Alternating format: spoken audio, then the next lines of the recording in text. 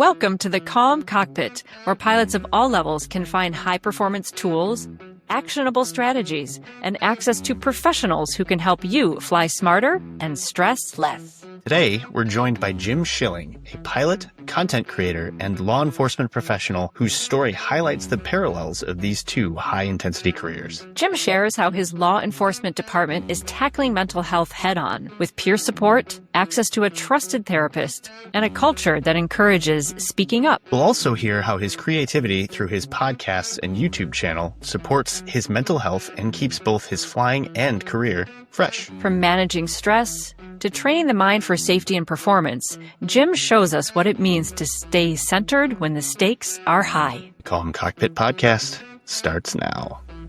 Onyx 1-2 Mike Oscar, runway 27, clear for takeoff.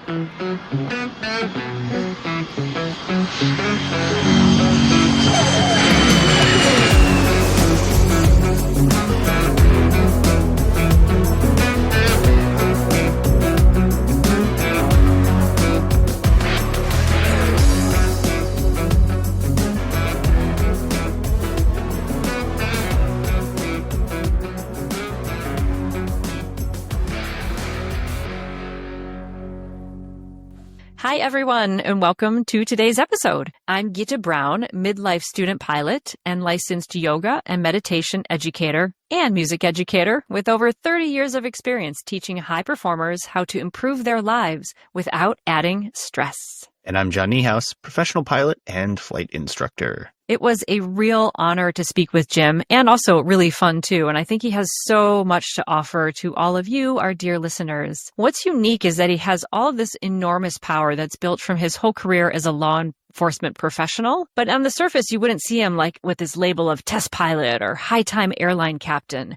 But what he has to teach us today about mental fortitude, handling trauma, handling everyday stress, and training, I think has real profound implications for each person that flies. And Jim wears a lot of hats. He's a father, a husband, a podcast creator. He's created his own YouTube channel, and he's also currently a pilot working on his CFI rating. But for his day job, he's a longtime law enforcement officer and detective. His career has placed him in circumstances most of us can only imagine, forcing his profession to develop robust systems for managing stress. His experience offers a powerful, unexpected classroom for pilots. So let me give you Jim's bio so you can really hear the depth that he's going to bring to this interview. So Jim has served in law enforcement for over 20 years, with over half of that as a detective working in major crimes. He is currently the operations lieutenant in the major crimes unit of a suburban sheriff's office. And alongside investigating serious cases, he has been deeply involved in officer wellness as a peer support counselor and former leader of a multi-agency peer support team. Aviation has been a passion of Jim since his teens. He is a commercially certificated pilot who is nearing completion of his CFI. Aviation became Jim's creative outlet and second passion, which led him to create the Flying Midwest podcast and now the Aero Exploration podcast and YouTube channel, where he shares aviation career journeys and aviation history. Drawing from this unique background, Jim connects wellness in policing to wellness in aviation, inspiring others to find purpose, resilience, and the highest joys of flight. The most effective strategies for mental performance in aviation may come from looking outside our own hangar. Professionals like law enforcement, which have been forced to confront these realities of cumulative stress head-on, offer a clear roadmap. Give this interview a listen, and Geeta and I will see you on the other side with our key takeaways. Jim Schilling, welcome to the Calm Cockpit. We're so happy to have you here today. I'm really excited to be here. Thanks for having me. So you have a rich history with aviation, but I actually want to start present day a little bit. Give our listeners a little snapshot because you have flying life that you do as a pilot, but then you have content creation, then you have your day job. Kind of give us a little snapshot of where you are in aviation now, and then we'll do the first part of the discussion, which is really about building your career and mental health. But what you doing these days with flying? So what I'm doing these days with flying is I'm currently working on my CFI rating. I have a checkride date set. I don't want to tell people when it is because if I do, I'm going to jinx something and then it won't happen. So Wow. Suffice to say, I have a check ride coming up, so I'm doing a lot of studying in addition to all of the other things. But yeah, I'm working on a rating. I'm a part owner of a Beechcraft Sundowner. We've got a hangar at our airport just north of Minneapolis. And in addition to that, I've got the 2 podcasts, which is Flying Midwest and Aero Exploration. And Aero Exploration is kind of merged with a YouTube presence as well, which is by the same name of Aero Exploration. And if that's not all enough, then I'm also a father, husband. My daughter's Uber driver is what I like to say. And I have a full-time job in law enforcement. Not on the road anymore, so it's not like I'm working a ton of weird shifts. I'm in more of an administrative capacity now. Wow, that's a lot. Very, very rich. And I think it speaks to like the trend that we see happen a lot in the podcast, which is that aviators are multifaceted. You'd think they're pilots, but so many of them have these really rich lives where even within aviation, they find this unique career path. So I know you've had your own career path and it sort of led you to GA and to content creation. Talk to us a little bit about like those moments that happened for you where you had decision points to make, go pro, fly for the airlines or not. Sure. My aviation journey actually started, I'm going to say in high school as far as like learning about aviation. I was part of an ROTC program, an Air Force ROTC program, which has aerospace education built into it. So I was learning about the dynamics of flight and all the fundamentals of that, as well as some really cool aviation history. And then I went into the Air Force boldly thinking I was going to get on a flight crew. I was going to be like a loadmaster or be one of these, one of the boom operators. That was kind of the dream for me until I went to MEPS and they said, yeah, that's not going to work for us because of some vision issues that they said I had. I tried to get a waiver and the doc that I saw outside of MEPS said, yeah, your vision is fine. I don't know what the problem is. So I went and brought that back. They said, no, that's fine. We're still going to go in a different direction. My guess is the Air Force has the needs of the Air Force. And if they don't have a need to fill that spot, they're going to try to put you somewhere else. Mm-hmm. So when they said I don't have depth perception, they said, how would you like to be a cop and carry a gun? I'm like, that seems... I feel like I might need that for that job too. But at any rate, that's the direction that they sent me, is into security forces in the Air Force. But I was stationed at Nellis Air Force Base, which is the home of the fighter pilot. And they, when they have their red flag exercises, have just about every aircraft in the Air Force inventory that comes through that when they're having one of their exercises for red flags. So I had a ton of exposure to military aviation, watching these fighters and bombers and cargo planes take off all the time. And I loved being around it. Fast forward to when I got out of the military, I went into civilian law enforcement because it turns out I really like that too. So that's the direction I took with my career. I didn't try to do anything more with aviation at that point. I focused on getting into law enforcement and doing the best job I could with that. How old were you when you left the military? I would have been, let's see here, 22. Yeah, I went right after high school. So I got out at 22. I had to get a 2-year degree to be a police officer in my state. That's part of the licensing requirements. So I got my degree and then I became a full-time police officer. And I focused on just being really good at that. And then we started a family. But here's the kind of point where aviation doesn't leave me. The city I get hired with has an airport. So as I'm working my patrol shifts as a police officer, if I was assigned to that area, I would go to the airport for my breaks. Or if I needed to sit down and write reports, and I'd hang out. I would just being present on the airport again. Like, yep. I call it like the siren song of the airport, right? We just find our way to it no matter what. I love that. Yeah. So I would hang out there. But I mean, the other part is to give them some patrol time too. I mean, it's otherwise it looks like just a gated place. And how many times are the cops just going to drive through that? So I made it a point to spend some of my downtime there. Ultimately, that would lead me to joining Civil Air Patrol and then working towards my own pilot ratings. And now here we are all these years later. I got my certificate in 2014 and now I'm finally getting to the point of wrapping up my CFI. That is such a cool story. Tell me a little bit more about Civil Air Patrol. What were kind of the things were you doing with them? Well, it turns out that when you're in law enforcement or a public safety type field, they want to push you towards the emergency services side, which for Civil Air Patrol is all the search and rescue work that they do. I acted a bit like a liaison between our police department and that Civil Air Patrol unit at our airport, where I would help think of ideas for exercises we could do, or we would start doing certain types of training for the emergency services side. But the pathway I wanted to go down with them was to get into the role of being on the flight crews and doing search and rescue missions. I was able to do that once. I can't even remember what year it was now, but where we had a large-scale search up on the North Shore of Lake Superior. And we were up there for a good chunk of time, at least a week that I was up there personally. And it was really fulfilling. I wasn't the pilot in that situation. I was just one of the mission observers, but to be able to be up there and be part of that was really cool. Those missions have started to dwindle a little bit, at least in our area. And they figured out at a higher level what I do for a living. And at that point, I had transitioned into an investigation role where I was a detective. I was investigating persons crimes and property crimes, kind of the whole gamut with that police department. And they're like, how would you like to do inspector general work with Civil Air Patrol and do unit inspections and investigate things when we need you to? Obviously, if it's a crime, Civil Air Patrol pushes it to law enforcement. But for like fraud, waste, and abuse types of investigations, I still had those skills to be able to talk to people and interview people and obtain information and build a case. So that's the direction that I ended up going with Civil Air Patrol ultimately. I've been out of that for a few years now just because life got busy and I went a different direction with things. Wow. I find it fascinating how all of your skill sets sort of come together with this. And I find like every person that we interview, whatever their unique passion is and whatever they get that little extra bit of training in, there's a niche in aviation for that. It's so interesting. But, so I hear you talking, you're working as a detective, you're doing these search and rescue missions. That is a heavy, heavy occupation, a high stress load, and facing a lot of the mental health challenges that pilots are going to face, but perhaps in even a more visceral way, especially if you're dealing with violent crime and things like that. So can you talk to us a little bit about the parallels between how you guys in law enforcement are handling mental health challenges? What is the general feeling towards that these days? Well, I'll mention a couple of things on that point. I think there are some definite parallels between what aviation is going through right now with the medical reform and things like that, and where law enforcement has been moving for the past, I don't know, maybe decade or so. I would say that I'm very fortunate to have been hired by a department that took a serious look at mental health pretty early on. When I started my career, I had a very, very challenging case, and my trainers realized that something was off, and they sent me to see somebody. And there was no harm, no foul, no shame in that. They helped me work through it. I got back to my training. I finished out, and obviously here I still am. So it wasn't a game changer. But our agency at that time, I don't think was necessarily the rule, but we were the exception. There's other agencies where we talk about this, you've got this big, bad, tough mentality of we're the police and we have to put on this persona because we can't show these cracks to the public. But they're there.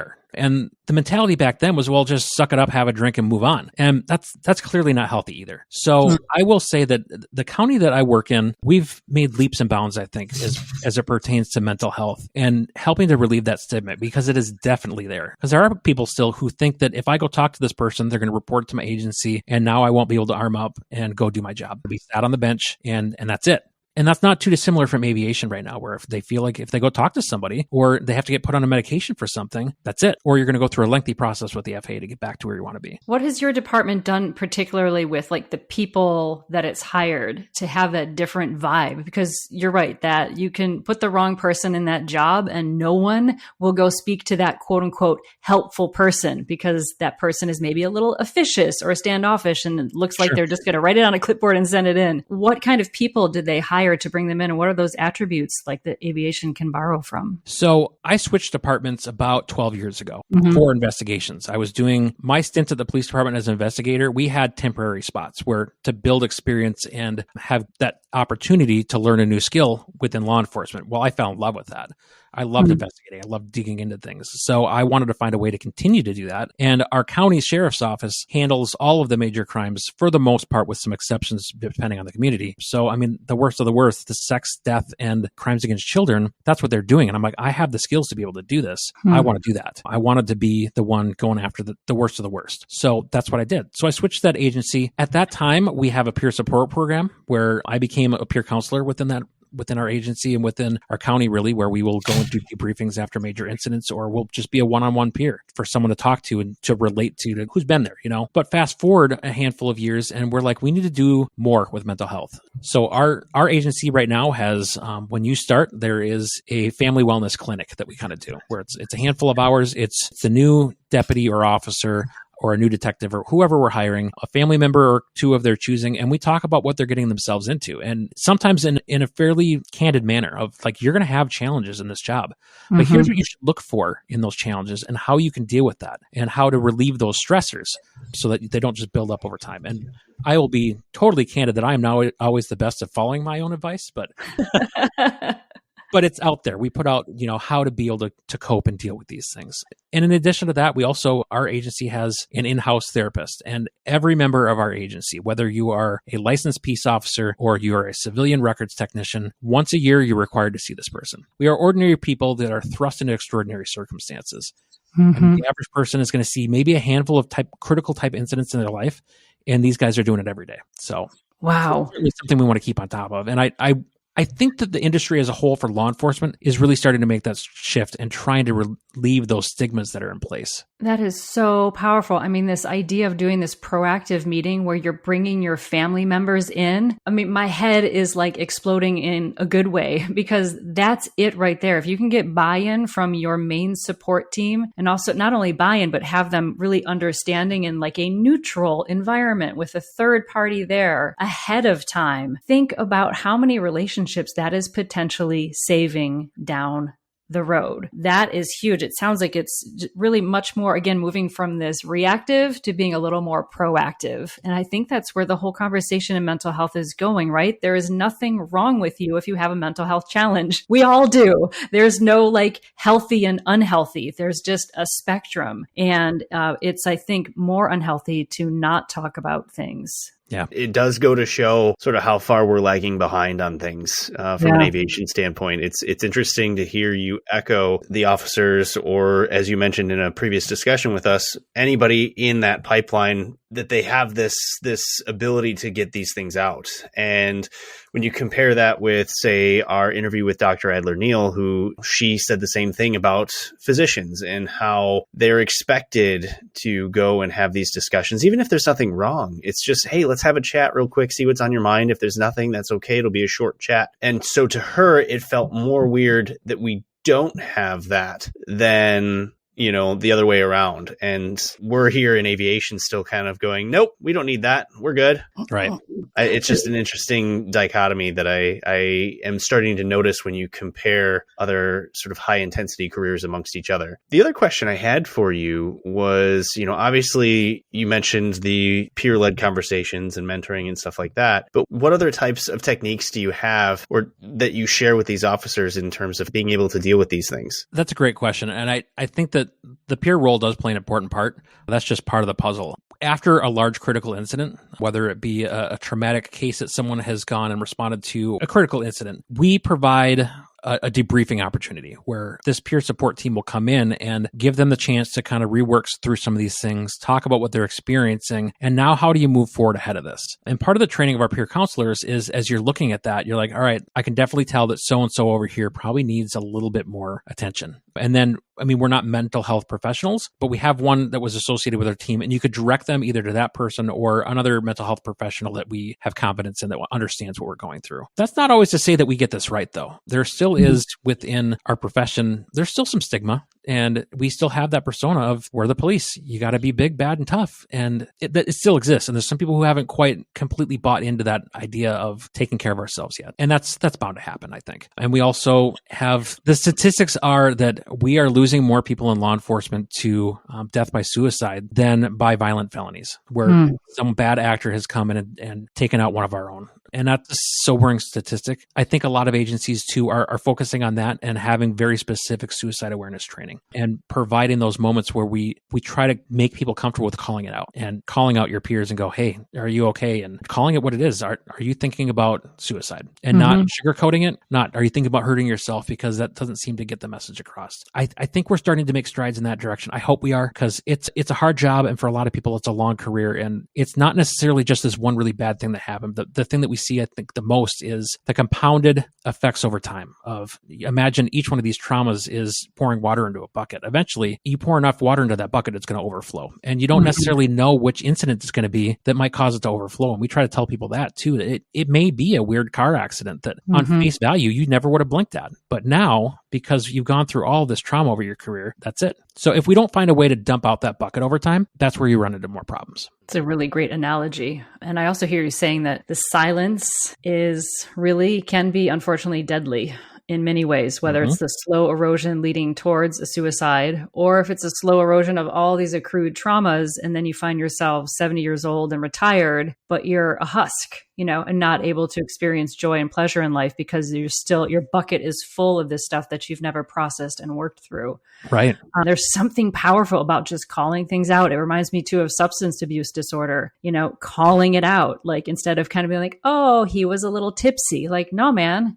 You drank so much that you blacked out. You were super, super drunk. Let's be honest about it instead of sort of dancing around it. There's a freedom that comes when we talk about this that I think very often we think if we talk about it, the dam bursts and then everything falls apart. But actually what happens, we talk about it, the dam bursts and then the tension diffuses and we see more clearly and we can move forward with better action. So I think that's kind of the tipping point at where we're at with this kind of thing. For you, how does aviation fit into your own mental health, mental wellness in dealing with this? Like you're dealing with all of this and now you're at the top, you're leading people and then you're going out to fly yourself. So like, where does that fit in when you get into your sundowner on the weekend? So for me, that's a way to dump the bucket out. Oh, cool. See what I did there? We brought it all the way around. I was waiting for the moment to sneak that in there. It's like you're a professional podcaster, man. Oh, it's like, yeah. But I mean, seriously, that is one of the ways that I dump my bucket out, to be able to go up, and I've kind of coined it aviation therapy every once in a while too. Just going up, poking holes in the sky, and just or sharing it with other people. Those are really fun ways for me to relieve some of that stress. And I'll also say that I'm not ashamed to say that when I've needed it, I've sought out that help of reaching out to therapists. I mean, truth be told, I've seen some pretty terrible things in my career that have had impacts on me and still probably will for some time. But to be able to have someone to talk to about that is really important for me. So I heard about this concept once it was on a more minor issue where for folks who like perseverate on a certain trouble that they have and you keep thinking about it, not on a trauma level, but just on a daily, anxiety level. And this one therapist said once, she said, make yourself a worry appointment where you're postponing the worry to this specific time. 11 o'clock tomorrow, I'm going to sit down and I'm going to let myself really think about this issue. But up until then, I'm just going to say, nope, that's for that appointment.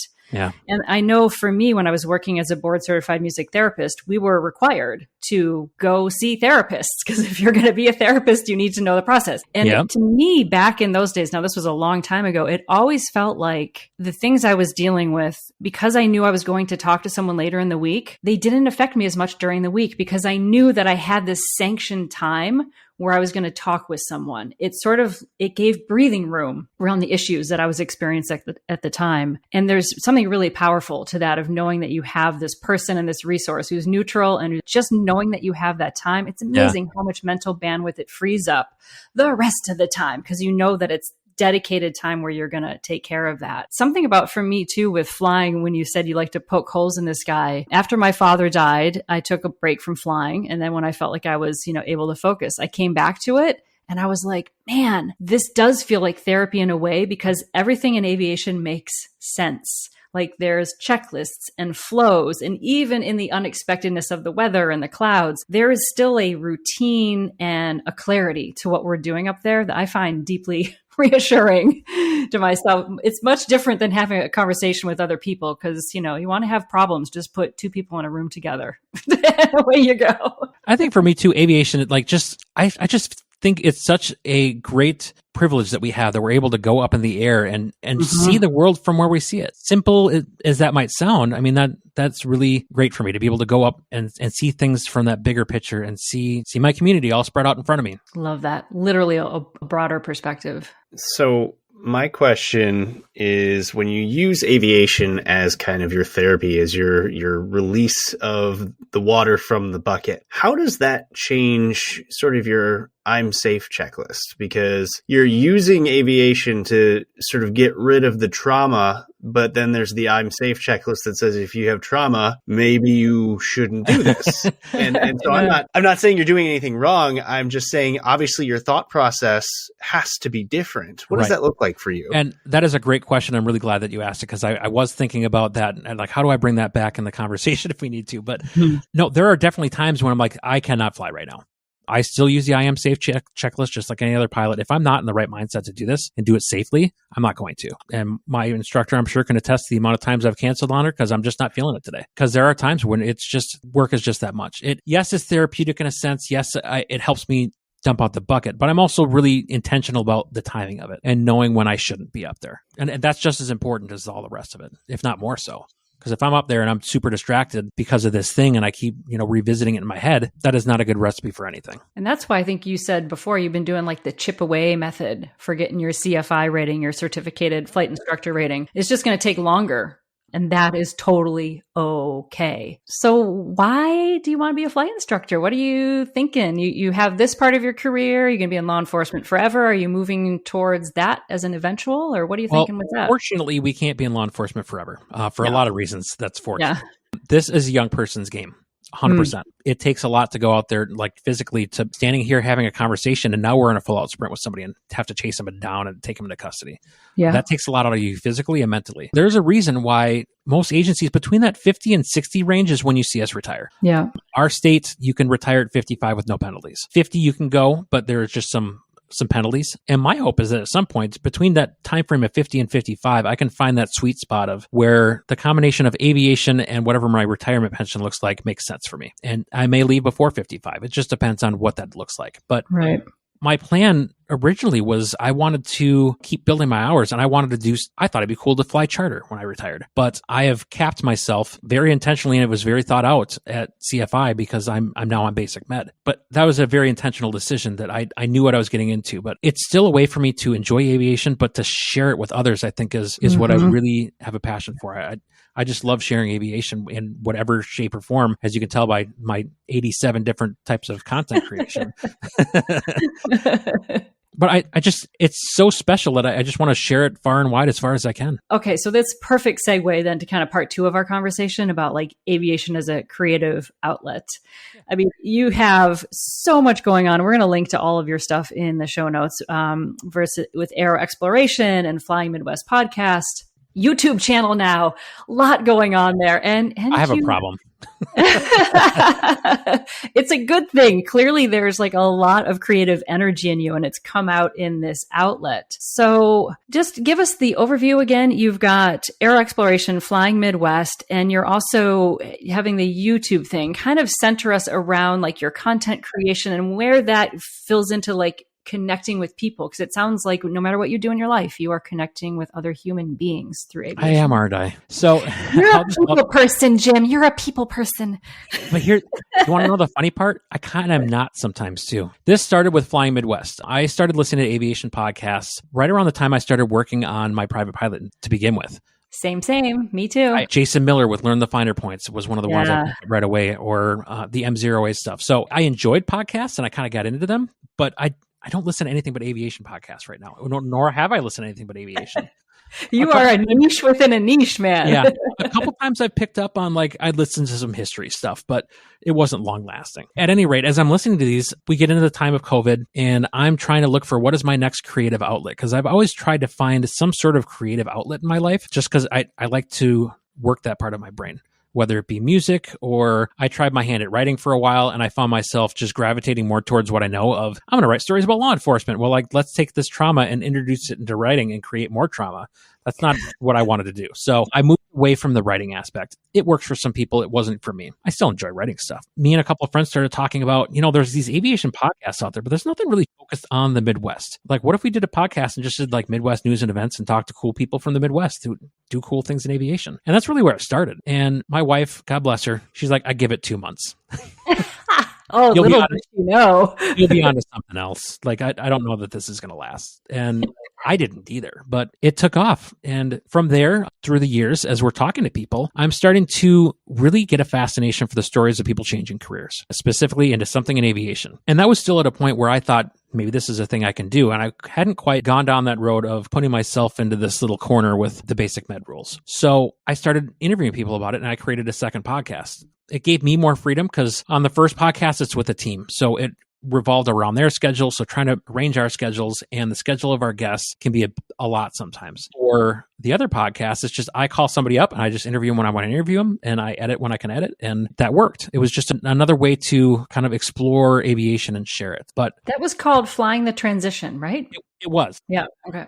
So that was Fly the Transition. And I started with that. And I very recently actually, at Oshkosh, changed the name of that to Aero Exploration to match up with the YouTube channel, which I had started kind of, I thought at one point, I'm like, I like editing. It's kind of fun. It's relaxing. It's a way so I can take a raw piece of content and polish it into something I'm proud of. And then I started like just toying with video. I'm like, oh no, I've got another thing now. So, but Aero, the YouTube channel started as kind of just like little tidbits of aviation history. And then I'm like, at Oshkosh this year, I had this like moment of, I'm not going to say panic. That's not the right word, but this moment of like, what am I doing? Like just a bit of, I needed some clarity for how I was doing all this because it was getting to be too much. Yeah. It was a bit overwhelming as I'm like, all right, we just took this really cool video of this thing at Oshkosh. Where do I post it? Because I've got 2 podcasts and a YouTube channel. What do I do with this now? To the point where it got to be stressful. So that's when I decided to combine Fly the Transition and the YouTube channel into just one brand of Aero Exploration. Because, I mean, really, Fly the Transition is talking and exploring aviation careers. So I felt it tied in nicely, and it's now just one thing. So if you look at Aero Exploration, it's going to give you the podcast and the YouTube channel. If I'm looking at your life, kind of like as a pie, the life of Jim as a pie. Something overcommitment.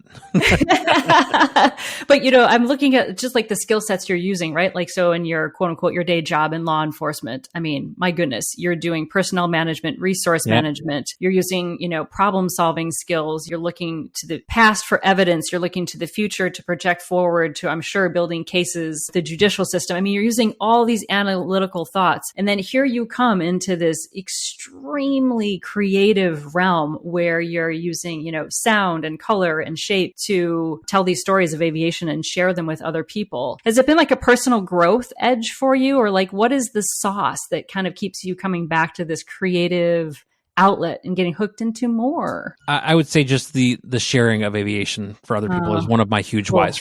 Cool. Especially like it struck me as odd the first time I got an email from someone that said, I just listened to your episode on Fly the Transition of XYZ. And it was so inspiring, and I was trying to find a way that I can do this, and your podcast helped me so much. And I'm like, oh wow, like I didn't realize the impact that I was having. I mean, I realized that it could be a thing, but it was really impactful when I started getting emails like that of that I am actually impacting people and making a difference. I'm just trying to share aviation, and if people can grab onto that and run with it, that's awesome. And that's super satisfying when that happens. Yeah. I'm going to steal a line from another podcaster that I interviewed on my podcast. So we're talking about like 3 different podcasts now, I think. Anyway, I had them on, and he brought up a point that I want to bring up to your audience too, that there's so much work that goes on in the background. I'm not talking about just for myself, but I'm like the 2 of you as well. I mean, editing, putting together show notes and all this stuff. And if you enjoy what Gita and John are doing, it is so important to just give them a little bit of love every once in a while. Cause it helps fuel us. You know what I mean? It does. There's my call to action for your audience, because we put this stuff out there, we put ourselves out there, and you don't always know what you're going to get. So if this is something that's impactful for you or that you enjoy, by all means, share it with them. That was my impassioned speech. Thank you, Jim. I appreciate that. Appreciate that. I love this idea that the sharing is your big why. Have you thought about that a lot in your life, like intentionally? Like, what is my why for doing things? Or like, how do you make these like decisions to like go for the CFI? Yeah. Talk us through your thought process of balancing all of this. My wife would affirm this 100%. I'm always looking for the next person I need to help. And sometimes it's not always me, to a fault sometimes. Right. But that's something I own and that I work on. But yeah, I'm always looking for ways to help other people. And I mean, that's why I went from just working patrol, working in law enforcement. Not that I didn't enjoy responding to calls for service and those high-speed emergency calls, but I really loved digging into a case and being able to take that to fruition, whatever that might look like for a family or a victim, and to give back to other people. I mean, and that's what I still do now. Now, my role has shifted a little bit. I mean, I went to that major crimes unit, and now I oversee that major crimes unit. But now I'm in a space where I'm still trying to figure out how can I help people. And my role is just different now. How can I help my people have the tools, resources, and support they need to go help those people in the community? Mm-hmm. And I think that's kind of just been my why for a lot of things, just the giving back to others, making sure that they have what they need to, whether it's be successful or to cope with this major incident that's happened to them or learn more about aviation. It's just about trying to help others. A service-driven mindset. I feel like, man, it just like, if you want to like feel better, do service, right? Like there's nothing better than, like you said, getting that email or having that person be like, oh, thank you. That helps so much. Yeah. It is so uplifting. And it's so often, my school, we call it, it's what's for good. It's maybe not what's pleasurable all the time, but it gives you that like deep, satisfying goodness that then keeps you going. And I can see that reflected in all of your work. So what would you say to a newbie? It doesn't have to be young, because they could be an old beginner like me, but they're an aviator. They're kind of new to aviation. They're maybe looking to get into some content creation. What advice would you have for them about how to balance all of it or make decisions about what outlet? What would you tell them? I'm the worst person to give this advice because I try to jump in all of them. No, in all seriousness, I'd say figure out your niche. It doesn't have to be like, you don't have to go, I need to have all the solutions for all of aviation so people will listen to me. I mean, the first one started out, we just wanted to talk about Midwest stuff. We wanted to focus on that. So figure out what your niche is and just research it and get good at it. Or for you all, like focusing on wellness is awesome. You just got to find that niche and there will be a place within aviation that it fits. I always say, like, the more specific your message is, the broader of an audience it reaches, because people know what you're speaking to with more clarity that way. Yeah. Yeah. Well, and even with aero exploration, that has kind of gone into the path of, all right, I'm in IT. I don't know anything about aviation, but this guy's talking about the lane that I'm in and then how they move to something else. And I've gotten some people like that too, that aviation wasn't necessarily like the top of their mindset, but it was interesting. I guess the other piece of advice is just try to make sure to schedule time for yourself. Again, this is me giving advice that I'm not great at taking all the time, but like I've set up for my podcast, at least, an invite page that has my calendar, and I have very specific days that I do not do any podcasting. Those are for me, for my family. And most of the time I do them as far as editing and recording during windows of time that, like, my daughter's at dance for 3 hours this night. This is a good time for me to sit down and do an interview or do some editing. So I try to build it around that so that I'm not necessarily taking a ton of time away from my family. Keeping it balanced. It's a constant moving target. Yeah. But if we don't take responsibility for it, it's trouble. Yeah. I'm not perfect with it. I will be candid about that. There are times where, like, I'll spend a weekend, if I know that I have a busy week ahead and our family didn't have much going on, my wife wants to watch the movies or something upstairs, I will sit down and I'll pound out a bunch of edits, and that'll take up part of a weekend. Right. There's times that happens too. That's also partly for your own creativity, and it's your, I don't want to call it a hobby, because I mean, it's a business at this point, but you know, it's that thing that's going to fill you back up so that you can be more present. So it's always trying to balance all of that. It's more like a subsidized hobby at this point. I don't know what subsidized hobby. Oh, I love that. That's kind of where we're at too. I love a subsidized hobby. We make like $2s of dollars on our podcast. So, Jim, I want to circle back to something because we're kind of kindred spirits in this particular realm. You mentioned how one of your podcasts talks about people changing careers and transitioning into aviation. Yeah. One of my favorite things, and this is kind of the catalyst to the podcast here, and the reason why Geeta and I know each other, is, at least from the flight instructor side of me, I always love talking to other professions and figuring out how they learn, or if they're teachers, how they teach, and taking those techniques and bringing them into aviation, even if it's kind of hard to connect the dots sometimes. And in my previous life, we talked to sailing instructors and we talked to medical professionals. I talked to Geeta about her, music training and her wellness training and stuff like that. What are the kinds of things that you see as a police officer, or in any of the other things that you've done, or even people that you've talked to, that could lend themselves very well in the aviation side in terms of making people better, whether it be from a learning standpoint, a wellness standpoint, or even just an actionable physical, I'm flying the airplane standpoint? Wow, those are really great questions. Now you're going to make me think hard. I can't just be a smart aleck like I was before.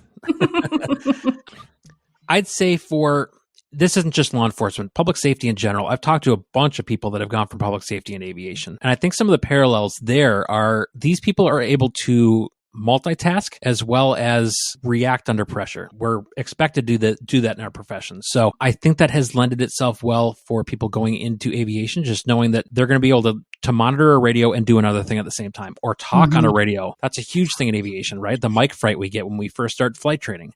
Yep. But when you've got a professional who talks on the radio every day for part of their job, that's one less thing they have to worry about. So, but yeah, those radio listening skills are not always just easily picked up either. That sometimes takes some time to know what you're listening for, whether it be on a law enforcement radio or air traffic control. So there's some parallels with that. As far as just people in general and like into aviation from the people I've talked to, most people just, it's a passion, right? Where they've had that spark somewhere in their life and now they want to make it a reality. So how do I make that happen? And how can we help them segue into that? Still working on my instructor rating myself. I don't know all the answers just yet for how to make those correlate for each person, but I think it's just a matter of sitting down and talking to somebody, learn about how they learn about what's helped them be successful in the past, and use those as your avenues to make aviation then fit into their mold, as opposed to square peg round hole of just this is how we do it. This is how we learn in the end. Because I think that there's enough information out there that people learn differently. I don't know if that completely answered your question, but well, let me drill down for a second, because this is the thing that I've been thinking about. As a police officer, you deal with stressful situations, and sometimes you don't know they're coming. Sometimes you do, I'm sure, but there are plenty of moments, especially for officers who are out within society, where things just happen. Yep. Are there techniques that they teach you for in the moment when a stressful situation occurs to allow that individual to maybe focus better, or to kind of push that fright behind them and deal with what's happening in front of them? Because I feel like that would be something, that transitions very well as a pilot. Let's say you're coming into land and you have a strong crosswind, and maybe you weren't anticipating that, but you've got to get down. Yeah. Yeah. Are there strategies that a pilot could use that an officer might use in those types of situations? All right. This is going to be a way better answer than what I said before. It all comes back to training for us. And I'm going to use an analogy that I'm stealing from somebody else, but it fits so well. Everyone talks about when something bad happens, we rise to the occasion, right? I don't necessarily think that's true. I think that we fall to our highest level of education and training. Yeah. And if you haven't put in that work on the front end, that's where you have problems once you get to the point of now you're in the thick of it. If you can just fall back to that training and know that you had good training in place, that I think is a big piece. And this goes to like my own lesson plan building and how I'm trying to model how I'm doing the instruction that I have done with my instructor. Scenario-based training is, I think, really important. All right, we're going to go do steep turns, or we're going to go it's harder with some of the commercial maneuvers, I know, but let's take turns around a point, right? It's not just a maneuver you have to do because the ACS says so. What if you take a friend up and now they want to check out their house from above? What does that look like? How do you fly that and do a circle around their house so they can get all the cool pictures they want to get and have a great experience? As opposed to the ACS says we have to do turns around a point, yada, yada, yada. And I mean, you can take that a step further with just about any one of these maneuvers that we do. I joke a little bit about some of the, the commercial maneuvers because I think everybody does to an extent of like, when am I ever going to do 8s on pylons again? But have you found a meaningful reason for lazy 8s? I just think they're fun, if I'm being honest. My instructor told me this, and I didn't necessarily believe her at the time. She goes, you go from your instrument rating, which is, all about, you fly all these precision approaches and you got to be within all these parameters, and you go to your commercial and you just get to swoop. I'm like, yeah, that's kind of what I've experienced. I just like lazy 8s because I think they're fun. You get to swoop around. That's my practical purpose for some of the commercial maneuvers. I mean, I understand that it's to show you how to, divide your attention and understand the performance envelope of the aircraft and all that. But I don't know. I just like to swoop. I think it used to be like a tagline, like a T-shirt or something. I just like to swoop. The T-shirt idea.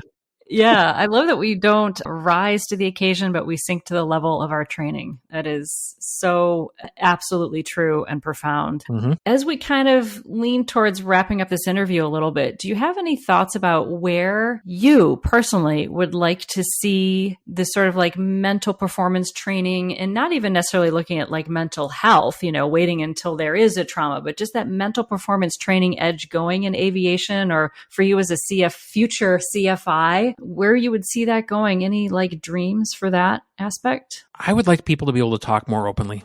Really. Mm-hmm. I think there's still such a stigma just in society as a whole, but definitely in aviation about talking about things like this. And I just did an interview that I released the other day where a guy talks about, he wrote a book about his experiences as a gunner on AC-130s and how he wrote this book and some of the traumas and struggles he dealt with. And some of the guys in that community saying, hey, I've dealt with the same things.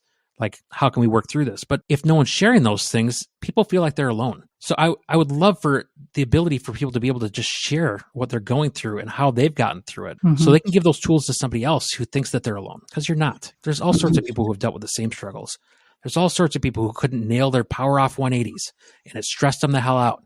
So talk about it. How do we talk about it? That's what I would encourage my students. Like if you're struggling with a maneuver and it's really kicking you in the tail, what is it? How is it affecting you? How do we move on? I think you've just like literally role modeled that this entire conversation.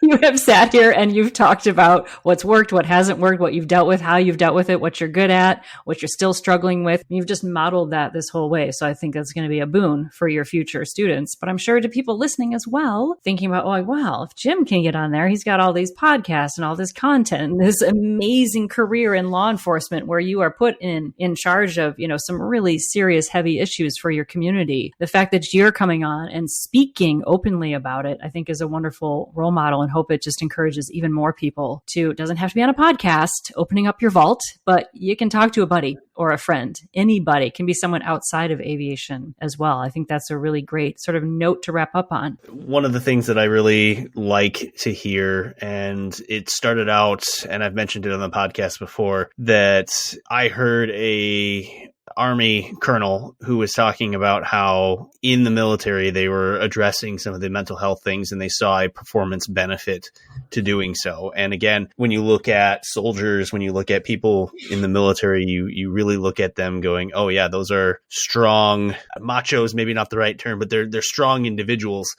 And to see them embracing stuff like this really makes the rest of us who maybe think we're tough, but we aren't, go, well, shoot, if those guys can do it, why can't I? And to hear your experience as a police officer, to hear Dr. Adrian's experience as a doctor, and all of these other professions embracing these types of things, I think that it really gives us a path forward as pilots and aviators and everything in between to go, you know what? If it's good enough for them, I think it's good enough for us too. We should try it and reap the benefits that brings. So it's a long-winded way of saying I appreciate you sharing that experience, because absolutely this side of the house really could learn from that. And I think we're in the process of doing just that. Well, thank you. Any little bit I can do to help bring some more light to that. And it hasn't always been easy. There's certainly been times where I am not talking about this, and it hasn't always been the healthy resolution that you hope for by bottling it up. So every one of us has our stuff. It's just a matter of how we deal with it. Absolutely. Jim, I cannot thank you enough. You've really shown us that aviation is way more than a career. It can be a creative outlet. It can provide you with a support system of connecting with others. For you, it's been an outlet of service to the community in all kinds of different and evolving ways. And I think you've really given us a really good framework from all of your experience as an individual, but also within law enforcement, of reframing mental health as being a proactive strategy that we can embrace, and that it's a vital conversation that we all need to have. So from the bottom of my calm cockpit heart, I say, thank you for joining us today. You're very welcome. It's a pleasure to be here. Welcome back, everyone. John and I here to discuss our takeaways. That interview was full of so much wisdom, and we thought something that might be kind of interesting is, usually we give the key takeaways, so we'll go over our key takeaways from it, but also just offer a little personal reflection about how each one of us is doing with each of these takeaways, and some ideas about how we can individually improve upon them. So one of the key takeaways I think that went throughout everything in his career is that proactive mental health is not a weakness. Let me say that again for the bleachers. Proactive mental health is not a weakness. It's a system. So very often we have that idea that if you go to a therapist or you go get help for something, that means you're weak. We're really working on this podcast, and you can hear Jim talking about it too. Actually addressing things ahead of time is a strength, and it is intelligent. And, you know, his agency, I think, does a great job with that, right, John? Of like doing things proactively, making professionals on hand. Wouldn't it be cool if like every airline that you worked for actually had someone who was just there and you were expected to talk to the therapist or the counselor, just like a natural thing, not because you're broken, but because everything's working well and you want to keep it working that way? How realistic do you think something like that is for like career aviators? For GA, it's a little different, but how do you see that playing out like in your work? I think it's finally starting to get on track. Good. I think that, you know, when we see the military, when we see law enforcement, when we see medical professionals all embracing it for their high stress jobs and for the preciseness that they need, which that requires a clear mind, I think that we fall in line with all of those careers. And I think that as we have moved forward in the last few years, we're starting to see some traction in that. We're starting to see the community and also the regulatory agencies really starting to go, you know what, it wouldn't be the worst thing in the world to give pilots these kinds of options. So it's hitting at the right time, because it doesn't just mean the rules have to change. It's the pilots have to change as well. Yeah. And I think we're there. I would totally agree with that. And I think GA, and particularly that primary training, I'm thinking of like training I'm doing as a midlife pilot. The smaller schools have a really great opportunity here as well to talk about this, because they're not curriculum bound. They're not trying to check the boxes and push someone through, you know, a contracted training period. So I think offering things like, you know, peer support programs, informal mentorships, even just the informal thing of like stopping for a few minutes before a flight lesson or after and be like, how you doing? How's everything at home? How are things going? That stuff goes a long way towards creating a culture where you're not just there to learn how to fly, you're also taught all along the way to make your mental, holistic well-being part of the picture from day one. And I know for me, I think that this is something I'd like to see eventually, of course, legislated and put into action. But you're right. It actually comes from grassroots of people just doing it. And when enough people do it and talk about it, eventually that puts pressure on some of the larger systems and helps them learn how to sort of break apart and make some new options. This was a great one. He had this idea of trauma and stress, that you have this, we've heard the stress bucket analogy, that you have a stress bucket and you can keep filling it with stress, and at some point it runs over. And certainly in his case, there's a lot of trauma that they experience. And I would think for pilots too, there can be an element of that. We all have our, what did Dr. Adrian call it?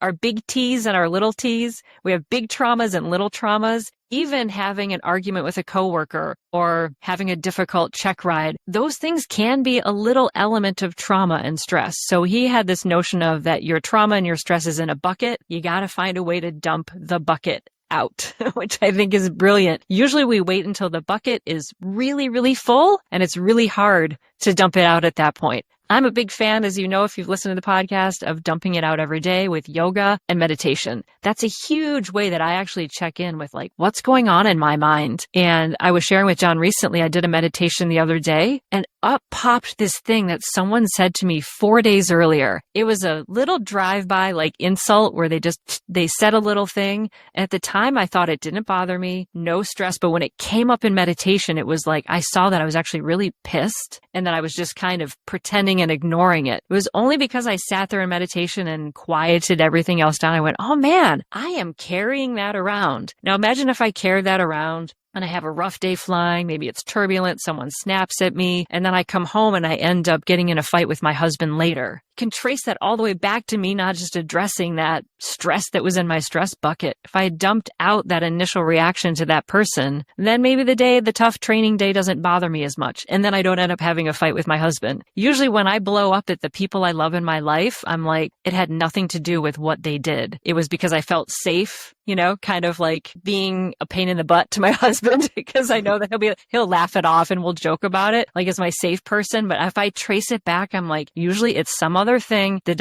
I did not dump out of my stress bucket. So yoga, lifting weights, taking walks, meditation are ways that I dump out that stress bucket. Do you have ways that you systematically just feel like it depressurizes that so it doesn't boil over? I mean, I'm kind of like Jim. Flying definitely helps with that for me. So it's kind of a serendipitous thing that what I do for a living kind of aligns with that. Yeah. But I'm the same way as you. A little bit of exercise goes a long way. Yeah. A little bit of just kind of honestly being by myself in a quiet room and picking up a book or playing a game of some kind. I mean, those are all things that I enjoy. Even just going for a walk with the dog can really help. So those are all really big things. And I listened to a presentation from my AME a couple years ago. And one of the things that he mentioned, and this kind of is in line with that bucket overfilling, obviously we want to try to make sure that we can dump that out. But he was very clear to say that in the event that you don't dump it out, and let's say you do have an event where you just can't take it anymore. He wanted everybody to understand that that doesn't mean that there's something wrong with you either. Yes. You can have an outburst, not that we encourage it, but you can have that and just understand that that is a one time you reached your limit and things broke apart. It happens to the best of us, but it doesn't mean that there's something wrong with you. Yes. That is such a good point. Thank you. And I think that can happen a lot with us wellness community people that we say, oh, just meditate and do yoga. And then people get that feeling that they're supposed to be like perfectly tranquil and even all the time. It's like, oh, no.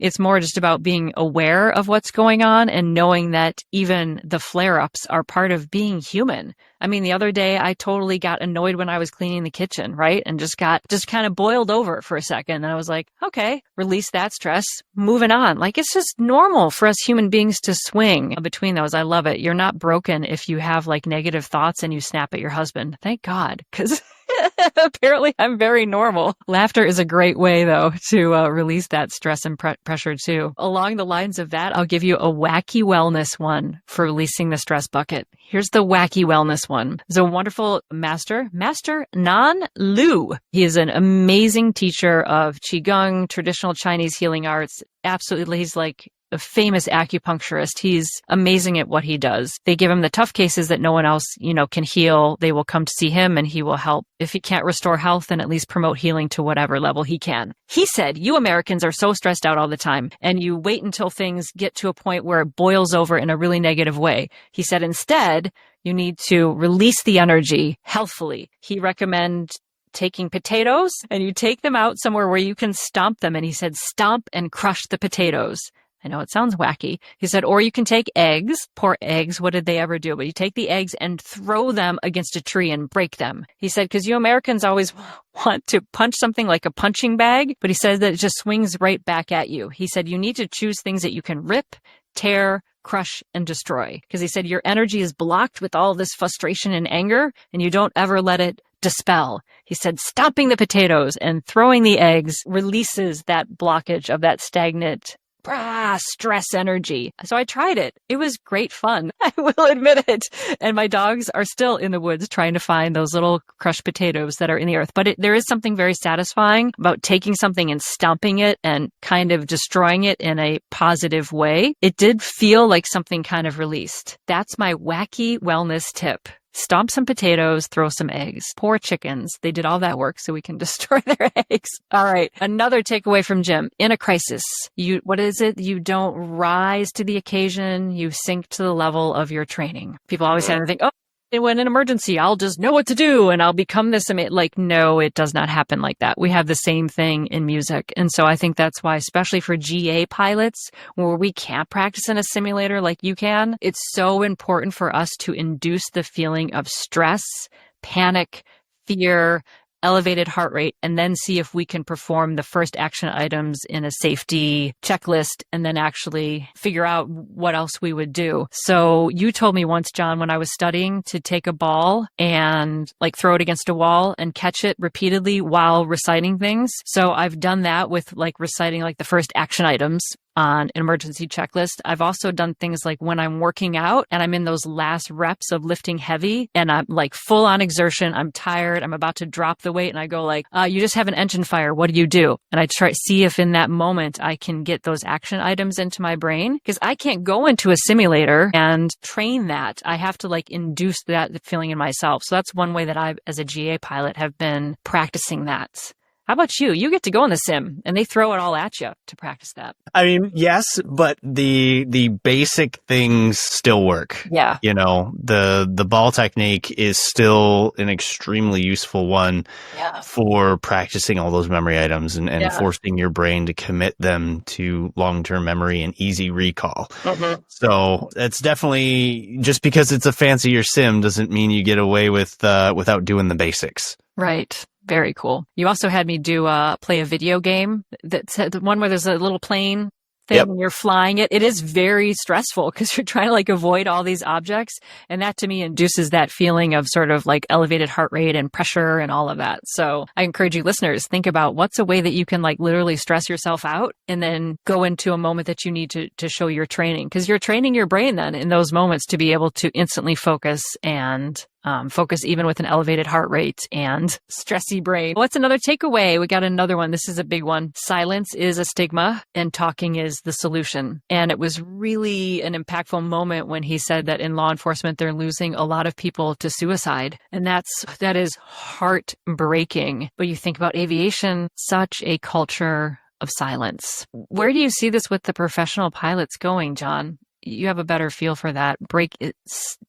Talking to people about what's actually happening beyond the podcast. I'm talking about like on the flight deck at work. Yeah, I mean, thankfully, we don't quite have as big of an issue with that. I mean, certainly there is some. I mean, we've seen in the news over the last few years of certain incidents that have been along those same lines. But I also don't know if that equates to a higher percentage amongst the population or if, you know, where the pilot community falls in that. I mean, anytime you lose even one to it, it's always sort of a sobering statistic. And I think that as we continue down this path, I think that the communication is starting to become a little more open. I think that crew resource management has really allowed for pilots to check in with each other in a professional manner. So it's opening up that dialogue. Hey, are you okay? You know, is there anything going on? And with those prompts, it allows people to sort of self-disclose a little bit easier than just a silence in the cockpit waiting for someone to say something unprompted. Mm-hmm. So I do think we're getting better in that regard. I think that maybe some generational shifts are starting to open up that dialogue a little more as well. But it's certainly something that there is a almost macho type culture, a complete the mission type culture that nobody wants their personal life to interfere with what their, you know, overall mission is. So it's we're not there yet, but I think we're making strides. That's really good to hear. And I think sometimes you don't have to disclose to people at work. It can be having a mentor that you call or several mentors that you call offline. No one has to know about it. It's between you and that person. Having at least one person in your life who's outside of your immediate family that you can really talk to and share what's going on. It can be transformative. It can just be the simple thing. Like just you're having coffee and you're like, oh yeah, this has been bugging me. And they make a joke about it. And suddenly everything seems so much lighter than if you're kind of keeping it inside and letting that shame build. So again, I'm speaking to all my GA pilots, particularly new GA pilots who are a little bit older. Really encourage you to start thinking about having people around you who are in aviation, who understand what you're going through, that you can just check in and just chat with, so that little small things that maybe bug you, like that last bounced landing, that you can talk about it early to a mentor or a friend and help to sort of keep something that's minor and small from blossoming inside of you because you've kept it silent and then been ashamed of it. Start making that part of your pilot, toolkit. You got people to call. So I think that's kind of like the keys from everything that he gave us, and so much goodness for the interview. So again, I really want for listeners to reflect on the seriousness of the positions of law enforcement and how they have been forced to confront the realities of this cumulative stress, and think about in your own life, for you as an individual aviator, what are some of these strategies that you can start doing today so that you can be part of that conversation about moving this forward. So maybe the next generation of aviators has it a little bit easier. And if you have any specific ideas, things you want to share with us, drop us an email, calmcockpit@gmail.com. We'd love to hear your ideas, love to hear how you're implementing this stuff, or just kind of how your own wheels are turning. Doesn't doesn't have to be anything that we share with anybody else. We love to hear how this stuff is resonating with you. That helps us then to make episodes that are helpful for you guys. Also, feel free to follow us on Instagram and Facebook, Calm Cockpit Podcast, on both of those places. As we wrap up the interview, I think, John, give us a plug for getting some reviews and some stars. Yeah, anywhere you find us on podcasts, whether it's Apple or TuneIn or Spotify, feel free. We encourage you to drop us a 5-star review and even just a comment. All of it helps kind of grow our audience and make sure that this valuable information goes to, a larger group of people. Let's make aviation safer and make everybody feel just a little bit better. So with that, fly smarter and stress less. Boston Tower 1 departure is Airbus 321. Traffic holding crossing runway 33 left 3 lane.